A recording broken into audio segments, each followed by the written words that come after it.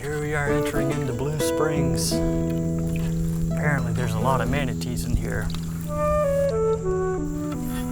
I think they mostly come up here during the winter time because it's nice warm water for them.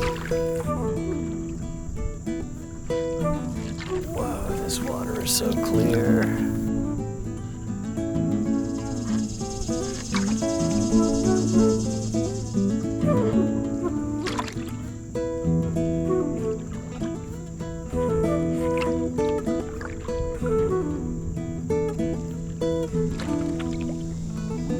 I've been to springs before all my life, but I've never seen so many fish.